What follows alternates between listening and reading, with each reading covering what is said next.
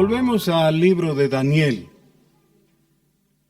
Estamos en el capítulo 7 y se dice que el capítulo 7 contiene la profecía escatológica que es madre de muchas profecías que aparecen después en este mismo libro y en los evangelios, en el Apocalipsis. O sea, indefectiblemente, si hablamos de escatología, vamos a tener que volver a Daniel capítulo 7. Hemos visto los primeros versículos que son introductorios. Nos cuenta Daniel que son visiones que él ha visto y que le han llevado a cierto grado de turbación, porque eran cosas muy difíciles de entender sin la ayuda y dirección del Señor. Daniel en el capítulo 7, versículo 2 dice: miraba yo en mi visión de noche, y he aquí que los 4 vientos del cielo combatían en el gran mar. Y 4 bestias grandes, diferentes la una de la otra, subían del mar. Ahora les ruego por favor que marquen ahí sus Biblias para poder seguir a continuación. Pero vamos a hacer un paréntesis e ir a Apocalipsis capítulo 13. El capítulo 12 termina con una frase que en unas versiones está como parte del capítulo 12, en otras está como parte inicial del capítulo 13.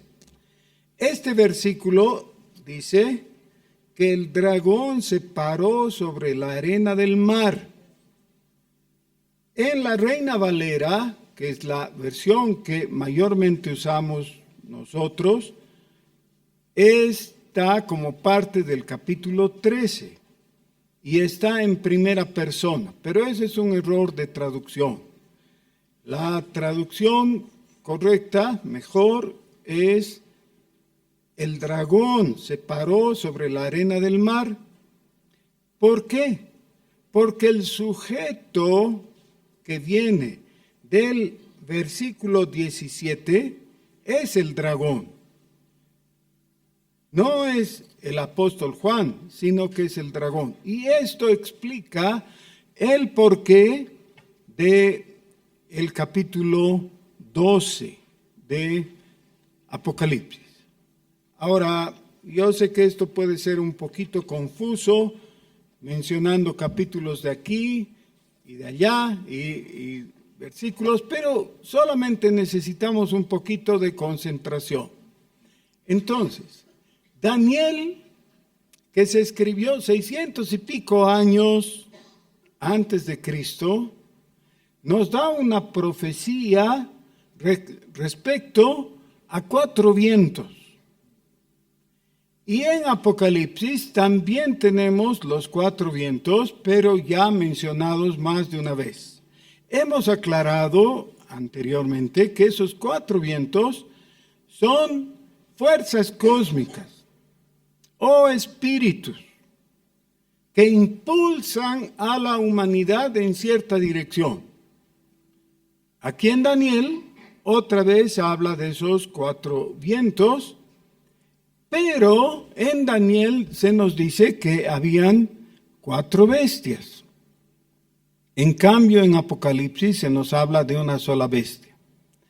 Y eso no causa confusión porque la bestia de Apocalipsis es una conjunción, es un resumen de las 4 bestias de Daniel.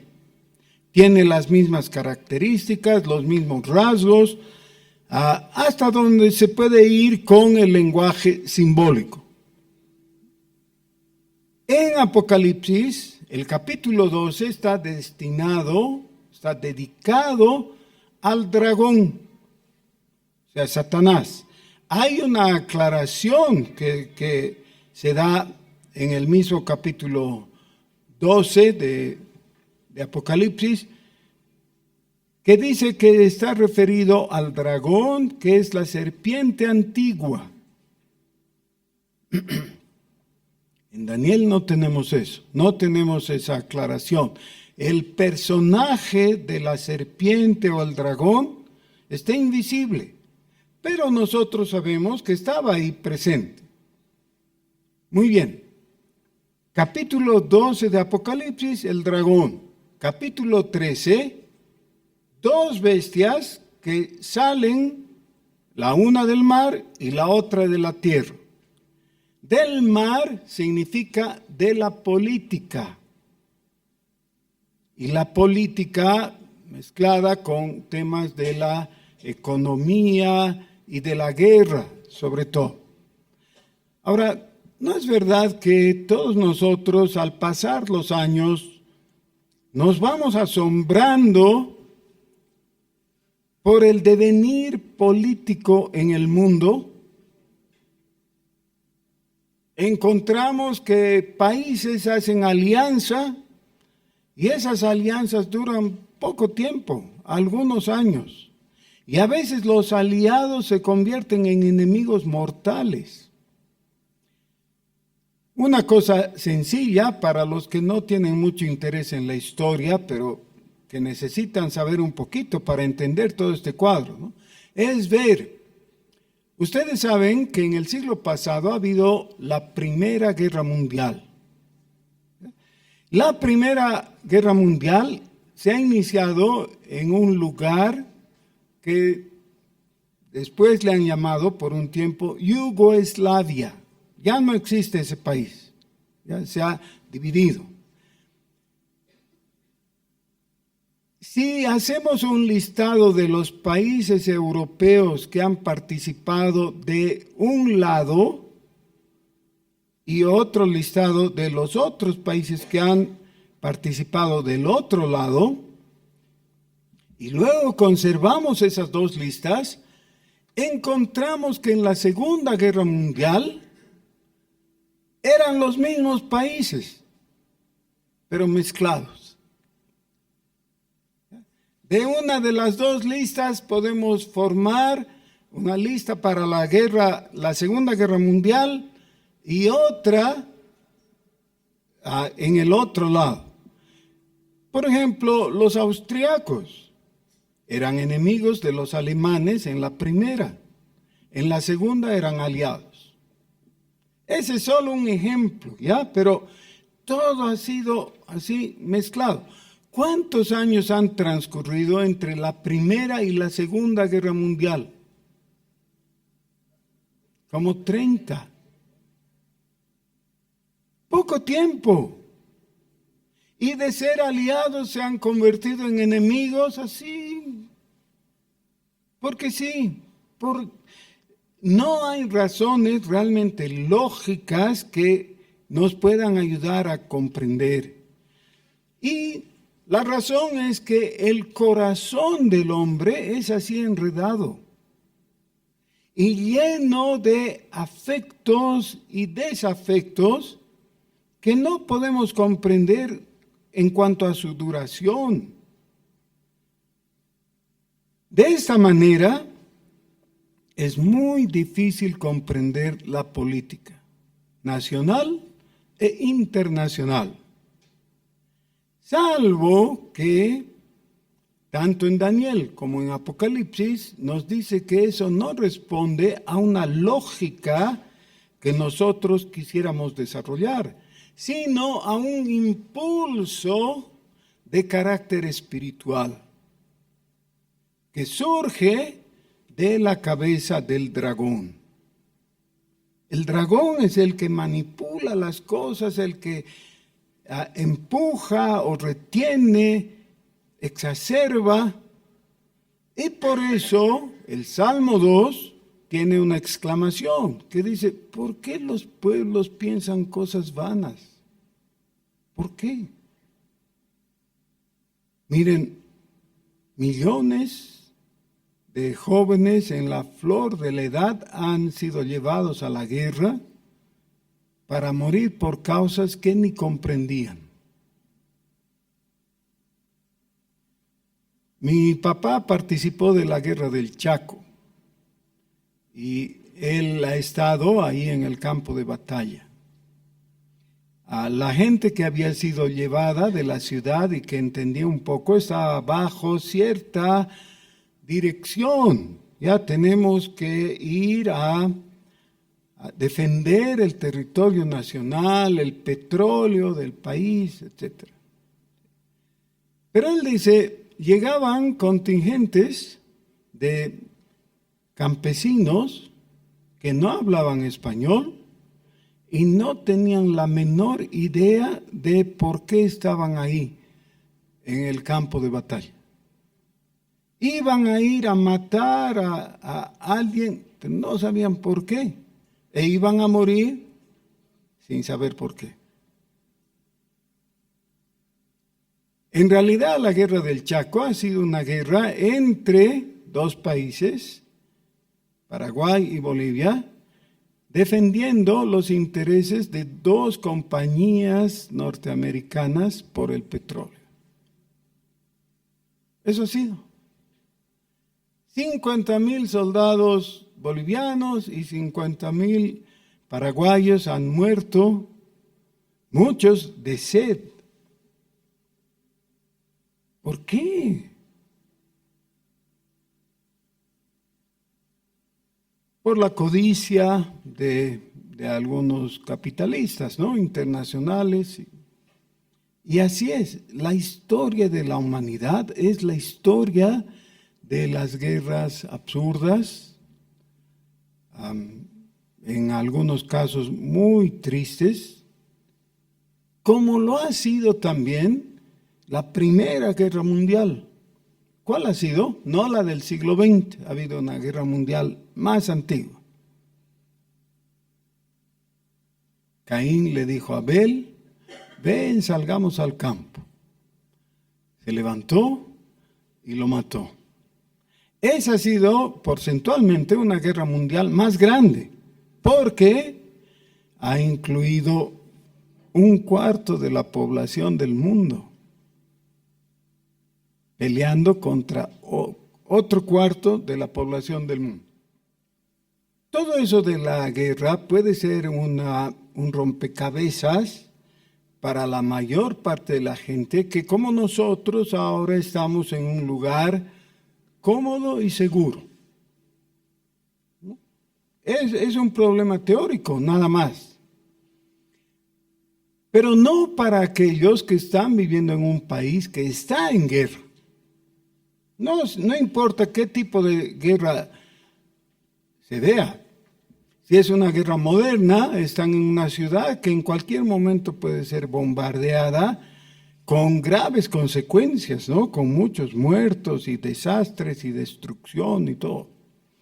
Pero las guerras antiguas, aunque no contaban con toda la tecnología moderna, también eran desastrosas. Ciudades que han sido sitiadas, por ejemplo, en las que gran parte, y en algunos casos toda la población ha muerto, con mucho sufrimiento. Así que el ser humano es capaz de causar mal. Y cuando está asociado naturalmente, de forma nacional y nacionalista, a veces se lanza en esta locura que es la guerra. Las guerras normalmente vienen por motivos políticos, o sea, de política internacional. En el capítulo 7 de Daniel se habla de eso, de política. Dice que 4 vientos, o sea, 4 espíritus, combatían en el gran mar. El gran mar es normalmente el mar Mediterráneo en el lenguaje bíblico. Normalmente. Y 4 bestias grandes, diferentes la una de la otra, subían del mar. Es decir, emergen desde la política. La primera era como león y tenía alas de águila. Quiere decir, es algo simbólico. Ya no se puede entender esto literalmente. No se enemisten con los leones, por favor. Y estaba mirando hasta que sus alas fueron arrancadas y fue levantada del suelo y se puso enhiesta sobre los pies a manera de hombre y le fue dado corazón de hombre. Y aquí otra segunda bestia semejante a un oso, la cual se alzaba de un costado más que del otro y tenía en su boca 3 costillas entre los dientes y le fue dicho así: levántate, devora mucha carne. Después de esto miré, y aquí otra semejante a un leopardo, con 4 alas de ave en sus espaldas. Tenía también esta bestia 4 cabezas, y le fue dado dominio. Hasta aquí la interpretación no es difícil, porque Daniel se encarga de darnos los datos suficientes en lo que queda del capítulo y en los capítulos siguientes también. Se trata de Babilonia, que era en esos tiempos bien conocida por estas figuras. El león era su símbolo y en los lugares donde los arqueólogos han encontrado las ruinas han visto leones con alas, ya como símbolo del imperio babilónico. Después viene Medo-Persia.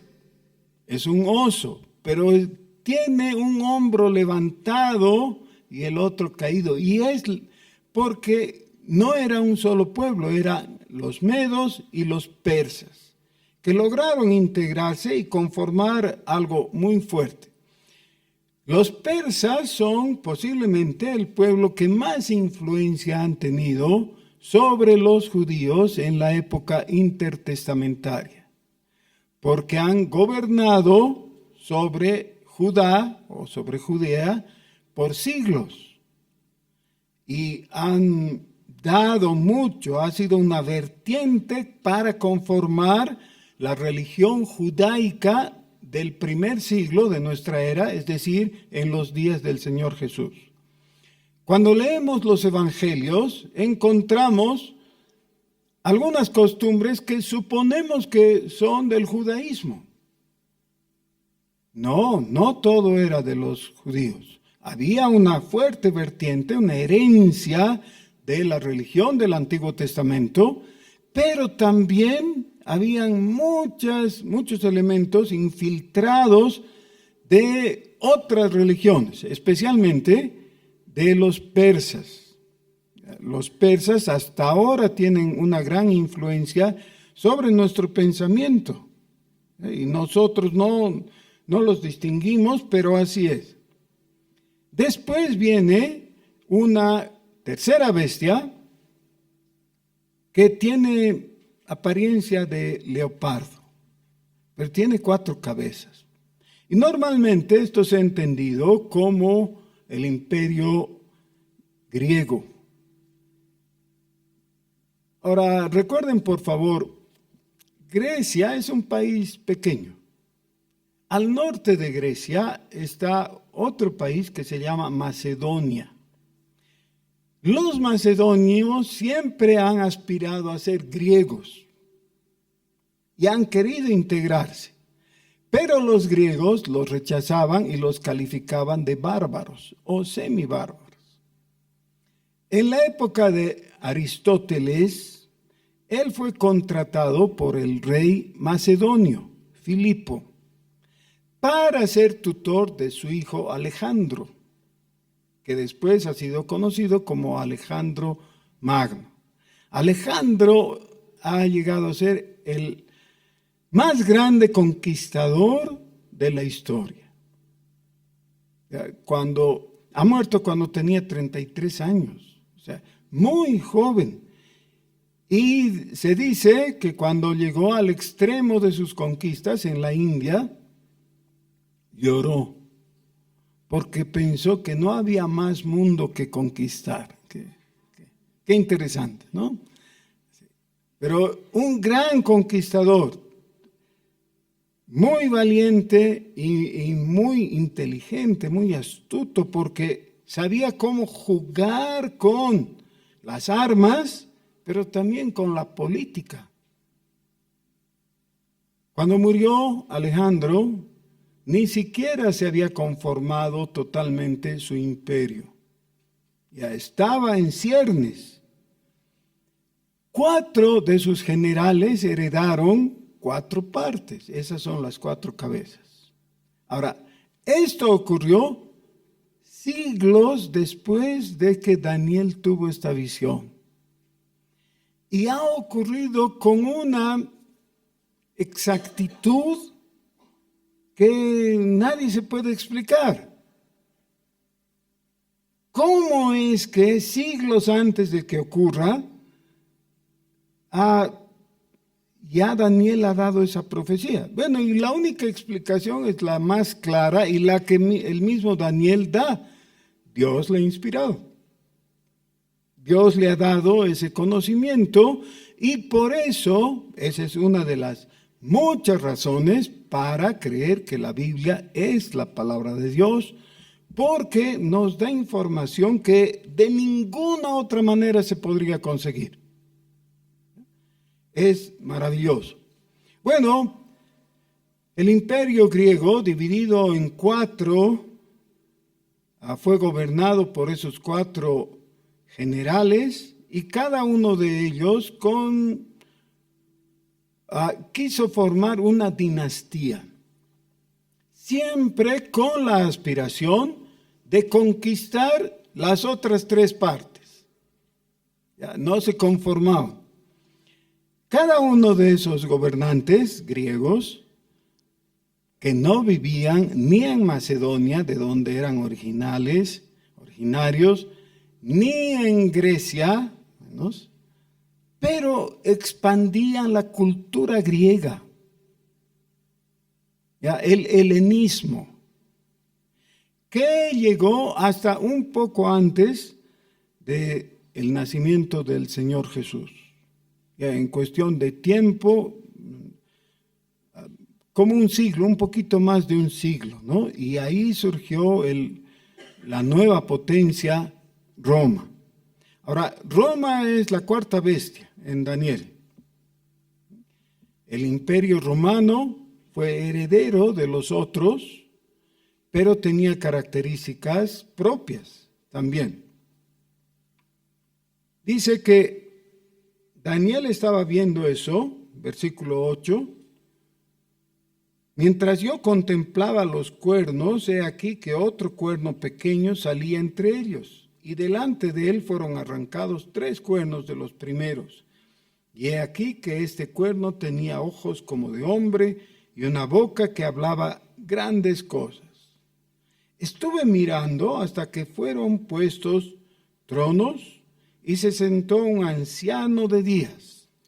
Esta frase, este título, ancianos de días, solo aparece en Daniel y está referido a Dios.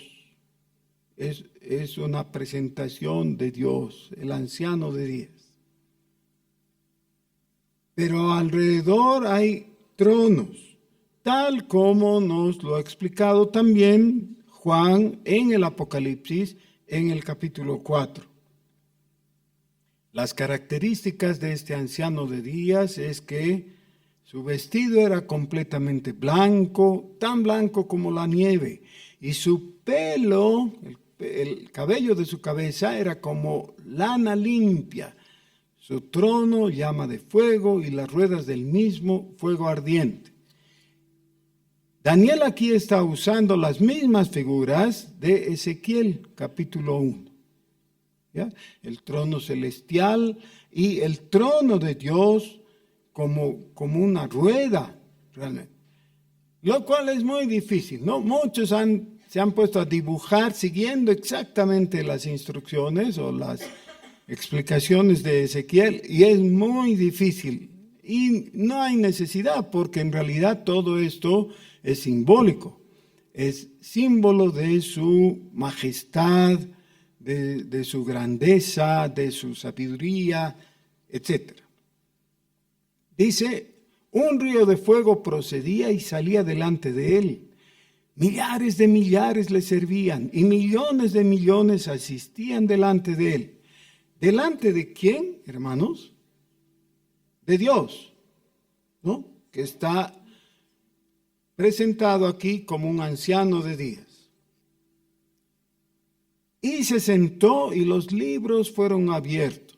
Esto es coincidente con lo que tenemos en Apocalipsis capítulo 5, versículo 11. Pero Daniel nos cuenta, versículo 11, ahora. Yo entonces miraba a causa del sonido de las grandes palabras que hablaba el cuerno. Miraba hasta que mataron a la bestia. Ahora ha dejado de atender la visión de Dios y su trono y vuelve a la visión de la última bestia. Y en la visión de la última bestia dice que ese cuerno pequeño que hablaba grandes cosas, grandes palabras, queda hasta que matan a la bestia. Y su cuerpo fue destrozado y entregado para ser quemado en el fuego. Habían también quitado a las otras bestias su dominio, pero les había sido prolongada la vida hasta cierto tiempo. Miraba yo en la visión de la noche, y he aquí con las nubes del cielo venía uno como un hijo de hombre. Esta es una de las fuentes de donde surge el nombre Hijo de Hombre que se aplica al Señor Jesús. Él mismo ha usado ese título para referirse a su persona y es el nombre que más usa Jesús para referirse a sí mismo. Muy interesante.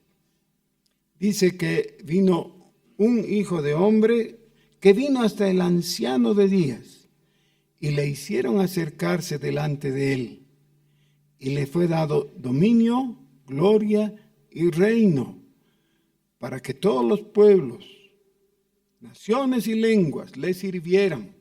Le sirvieran debe ser entendido aquí como le adoraran.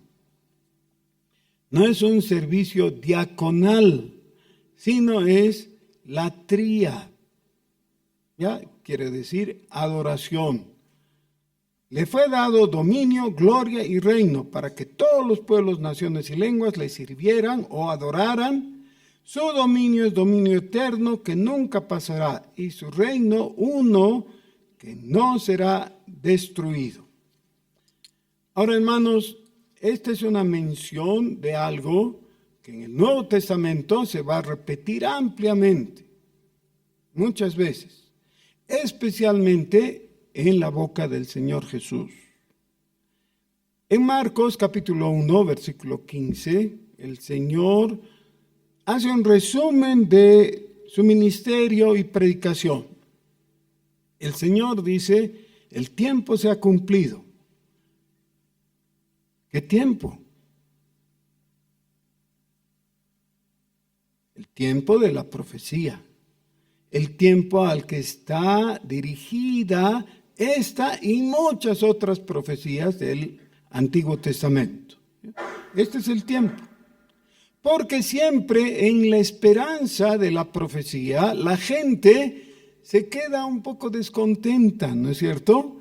Cuando te das cuenta que ya vas a morir y no has visto el cumplimiento de la profecía, dices, bueno, parece que no va a ocurrir. Claro, en tus días no va a ocurrir. ¿Ya? Pero entonces la gente queda destemplada. Pero en ese momento el Señor Jesús, moviéndose entre los que le oían, dice, el tiempo se ha cumplido.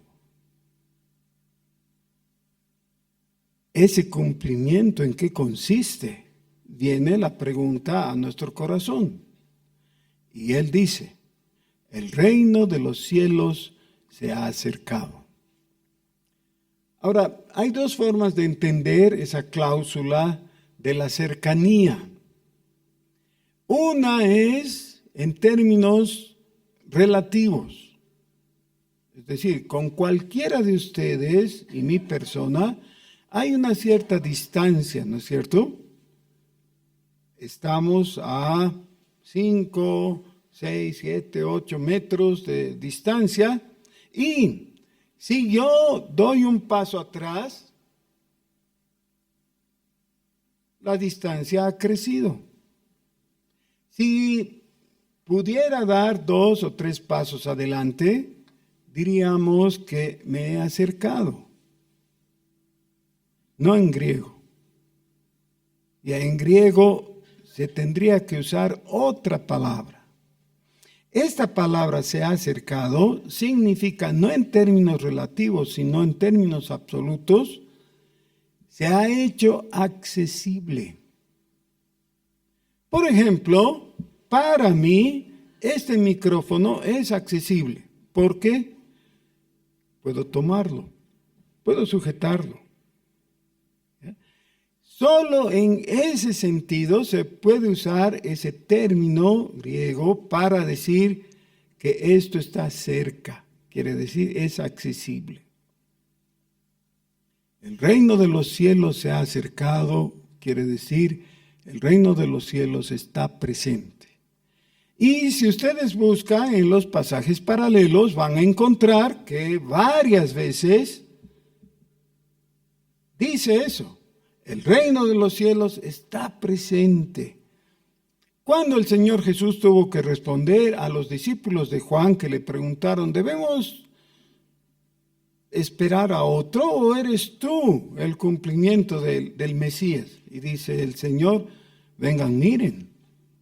Y en ese momento sanó a muchos, hizo milagros y les dijo, ahora vayan y cuéntenle a Juan el Bautista lo que han visto.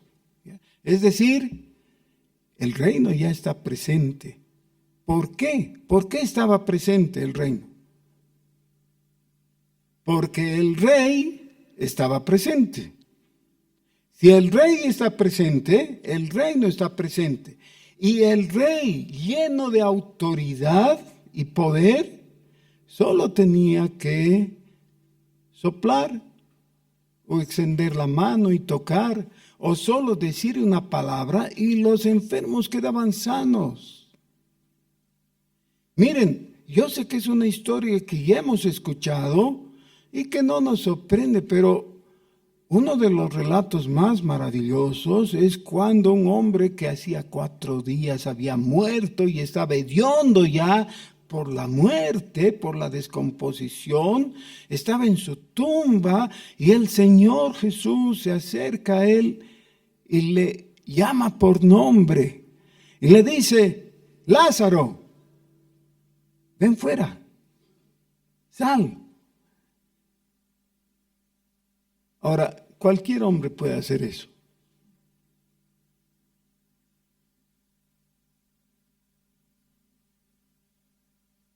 ¿Sí o no? Claro, cualquiera puede hacer, pero no va a pasar nada. Podemos ir al cementerio y hacer un estropicio y gritarles a los muertos y todo. Sí, pero todos los muertos van a seguir muertos. Aún en algún caso alguien puede ir y físicamente sacar a un muerto de su tumba. Se puede. Lo que no se puede es traer a un muerto de la muerte. Es decir, que ahora sea un ser vivo. Lázaro tuvo que obedecer. ¿Por qué? Porque Dios estaba hablando. Jesús es Dios. Es el mismo Dios que cuando no había nada, dijo, sea. ¿Y qué pasó? Fue, claro. El universo llegó a existir. Y cuando no había luz, Jesús dijo, sea la luz. ¿Y qué pasó? Fue la luz, eso es. Así que, ¿qué tiene de extraño que un muerto vuelva a la vida? Esa es la esperanza cristiana, ¿o no? Todos nosotros estamos esperando que en el día final, a la final trompeta, la voz de nuestro Salvador resuene. Si estamos muertos, volveremos a la vida. Si no estamos muertos físicamente, seremos tomados por Él para ser llevados para siempre. Esa es la esperanza cristiana.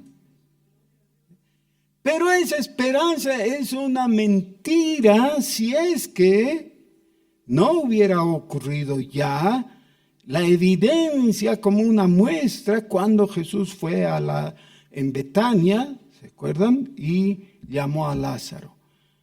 Y Lázaro salió. Y no solamente hubo el milagro de la resurrección de Lázaro, sino de la teletransportación. Porque estaba atado. Jesús tuvo que decir, desátenle. ¿Cómo es que salió? No podía caminar, estaba atado. Sí, pero Jesús había hablado. Así que se tenía que cumplir. El reino de los cielos se ha acercado. Por eso, arrepentíos, creed en el Evangelio. Ahora, hermanos, volviendo al tema que está aquí en Daniel. 4 bestias. Sí, solamente eso viene a la explicación porque es Daniel el que está preguntando, el que quiere entender. Pero las bestias solamente van cambiando de aspecto, de caparazón.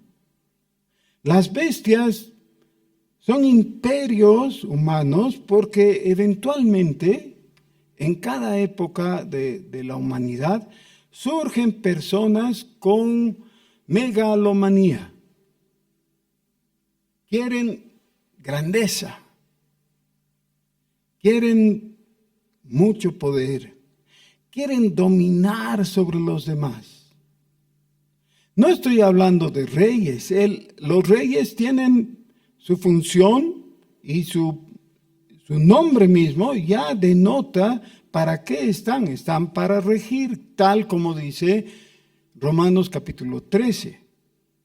No estamos hablando de reyes, aunque a veces la misma persona es un rey y es un emperador. Pero estamos hablando ahora de emperadores, de personas que quieren imponer su voluntad en su familia, en su comunidad, en su vecindario, en su empresa, en su ciudad, en su país y en el mundo. Todos los emperadores que han habido han visto la posibilidad de extenderse siempre un poco más en cuanto a su influencia y su poder político. Siempre han querido más. Algunos han hecho grandes conquistas como Gengis Khan, por mencionar a otro, ¿no? Que no sea Alejandro Magno. Hitler. Cada uno justificando con algún tipo de ideología el porqué de ese su afán. Quiere ser señor de los señores. Eso es lo que pretende. El proyecto posiblemente ha nacido en la mente de Caín. Caín no ha podido implementar demasiado, pero ya su descendiente, Lamec, él dijo, yo voy a gobernar. Ah, bueno, tú vas a gobernar. ¿Y qué quieres? Bueno, para comenzar, no quiero una esposa, quiero 2. Y quiero que si alguien se opone y si se pone en mi camino, entonces lo voy a matar. Si alguien me causa una pequeña herida, yo lo voy a asesinar. Es decir, es el prepotente típico. Un poco de ese espíritu se necesita para llegar a los altos mandos. Pero cada vez que hay un proyecto humano de dominio, aunque sea en el ámbito más cercano, es una tentación del enemigo. ¿Qué le ofreció el enemigo, es decir, la serpiente a Eva? ¿Qué le dijo? Seréis como Dios. Cuando ella pecó, en realidad, ¿qué quería? Ser como Dios. Eso quería. ¿Y qué quieren los que se aferran al poder y quieren subir y dominar? ¿Qué quieren?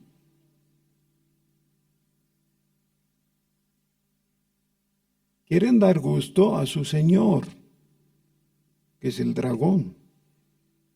Eso está implicado en Apocalipsis capítulos 12 y 13, y tal vez a algunos no les guste, pero eso es lo que dice, eso es lo que está revelando. Ahora, ha llegado un momento en la historia de la humanidad en que parecía que eso se iba a cumplir de alguna manera. En Babel. En Babel los hombres dijeron, hagamos para nosotros, hagámonos, construyámonos, es la cláusula, ¿no?, de pertenencia, una ciudad. Construyamos una torre que llegue a los cielos. Y hagámonos de un nombre. Ahora, ¿cuántos sabían ellos como para poder pretender hacer eso?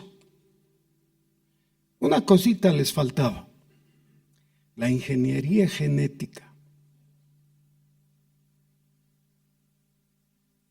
Porque tienes que manejar y manejar bien la ingeniería genética para poder decir, yo voy a ser el ser que quiero ser. No quiero ser hombre nomás, no quiero morir después de unas décadas, no quiero prolongar mi vida, quiero poseer la tierra, quiero que todos me obedezcan. Eso es lo que quieren los emperadores. Ahora, ese es el proyecto humano. En Babel estuvieron muy cerca y para no tener que eliminarlos como en el diluvio, Dios prefirió confundirlos. Ya, la confusión en Babel en realidad fue una bendición para preservación de la vida humana, para que el hombre no tenga que ser destruido. ¿Han habido otros momentos? No, en realidad cuando ha surgido un imperio, ha surgido otro también y le ha hecho contrapeso, y Putin dice ahora que en realidad lo único que quiere es que haya un sistema equilibrado en que no sean solo los gringos los que gobiernen, sino que hayan otras potencias también, y de esa manera justifica la guerra en Ucrania, ¿no?, en términos sencillos. Bueno, en medio de todo eso, da ganas de decir, Señor, y tanto caos, tanta matanza, tanta incertidumbre y todo, ¿y tú no haces nada? Y podemos decirle eso a Dios con reverencia, sin faltarle al respeto. Sí, podemos. Si vamos con humildad y le decimos, Señor, no entiendo por qué vivimos los hombres tan mal, matándonos unos a otros, enemistados y en una lucha constante. ¿Por qué? Tú ¿no vas a hacer nada? Y entonces el Señor nos dice, sí, voy a intervenir en su realidad y lo voy a hacer de una manera que realmente trae solución. Yo voy a establecer mi reino, es el reino de los cielos, y voy a establecer mi rey, el rey que yo digo que va a ser rey, él va a ser. Y su reino va a ser eterno para siempre, pero va a ser de otra dimensión, de otra categoría. A diferencia de esos emperadores, mi rey no va a venir para ser servido, sino para servir. No va a venir para imponer su voluntad y no solamente tener 1000 mujeres como Salomón, ¿no? O como Josno de Caín, que quiso 2, no, una no era suficiente, 2 quería, ¿no?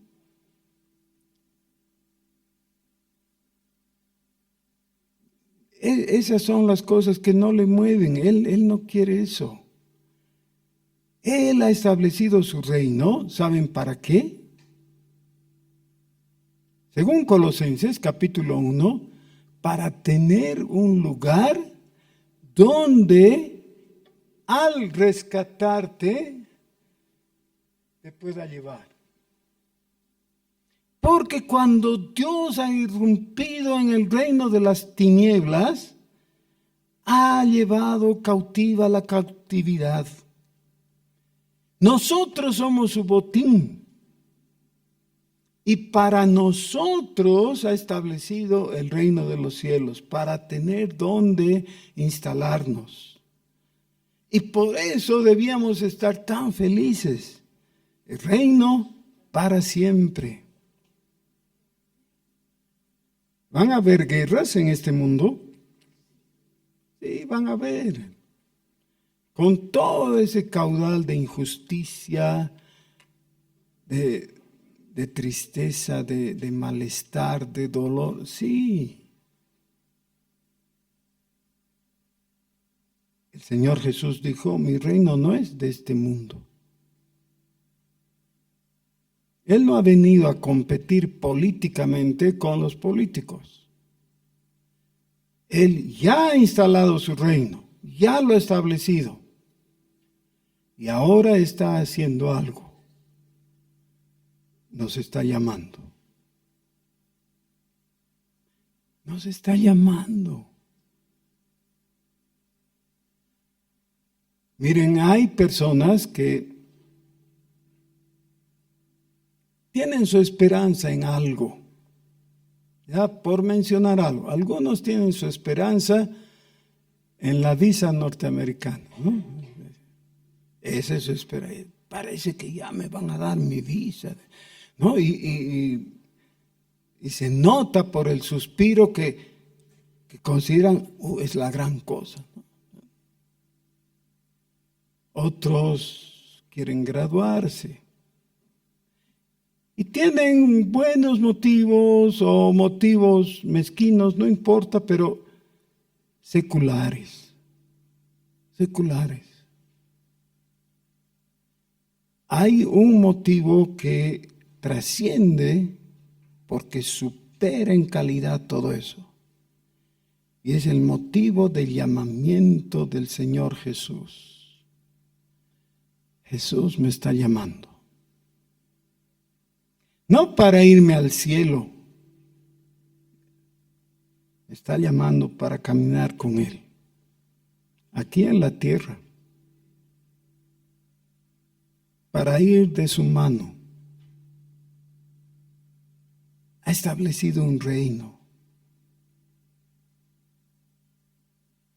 ¿Oramos?